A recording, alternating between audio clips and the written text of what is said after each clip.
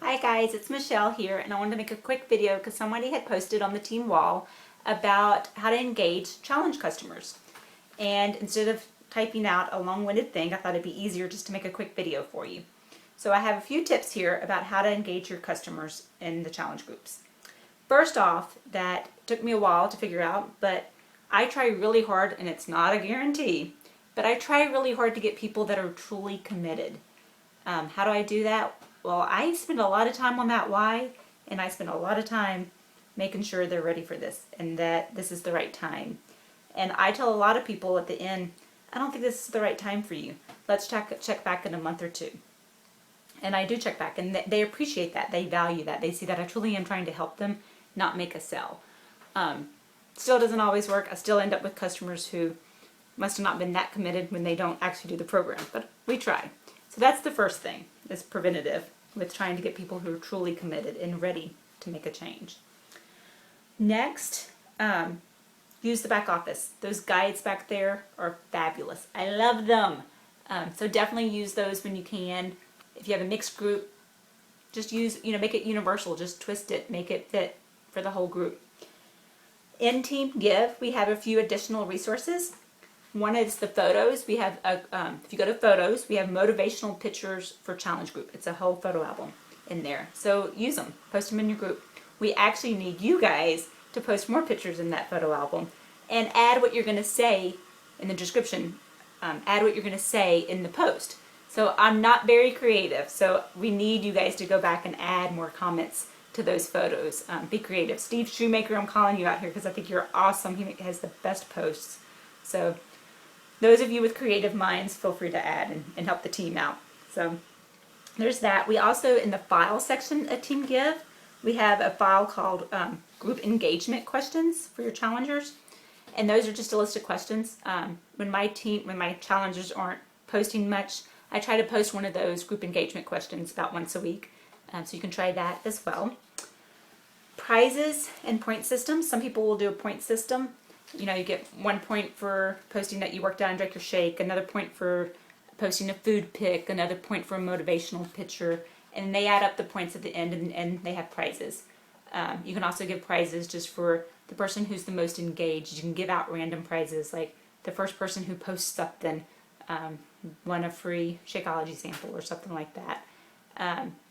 I also send out, I don't really do prizes that often. I've done them in the past, but what I've found that I prefer is just sending out thank you cards to the individual challengers, thanking them for participating in the challenge group. I think it shows a personal touch, and they seem more appreciative to that than winning a prize, was my experience. But experiment. There's no right or wrong way to run a challenge group. So send thank you cards. I'm reading my notes here. Stacy Hanna, who's awesome, suggests adding new people every 2 weeks. The way they run the Swarm team, the way they run theirs is they add people every 2 weeks to keep that excitement going. You add new people, and the previous people start coaching the new people, and it just creates that excitement in them that keeps that momentum going. Danielle Henson, on the other hand, who is another fabulous coach, she was on the coach call a few weeks ago about how she does her challenge groups, and she keeps them really small, 5 people, and she really journeys those people together. They start off with Turbo Jam, then they do Turbo Fire, then they do Chalene Extreme, then they do the hybrid, and they really bond. I'll say that I've had both groups. I've had groups that bond well and they want to stay together, and I keep them together, and I've had other groups that don't post a thing. I've had other groups that are negative, and then I've had other groups that post like crazy and answer each other's questions and are motivation and encouraging and practically run themselves. And I honestly don't do anything that different between them. So it's not necessarily you. Sometimes you just get groups that are more interactive than others, and that's okay. So try not to take it personally. We're there, do your best and forget the rest, basically.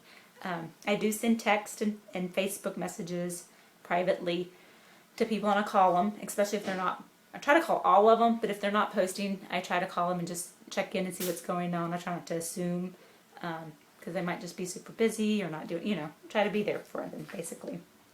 So, seeing if there's anything else. Basically, if your group is bonded and posting and doing well, I wouldn't add new people. There's no need for it. At least that's the way I do it. When I have a group that isn't posting at all and that's dead, I will add people every 2 weeks. Sometimes I just reformulate every 30 days. I pull people and I divvy them up into different groups and hope that the new groups that I'm creating will be more engagement, if that makes sense. So that should give you a few options about just, every 30 days pulling. Like I'll try to get, if I have a group going and they're not posting much, I'll pull all my Brazilian butt lifts and combine them with my new Brazilian butt lifts and start a Brazilian butt lift challenge group, if that makes sense. So I've done mixed groups and I've done groups where they're all doing the same program. I've done large groups, I've done small groups, and I've had the same problems in all of them. Some of them, it doesn't matter the size, they engage and they're active, and others they're not. So no right or wrong. We just do our best and forget the rest, basically.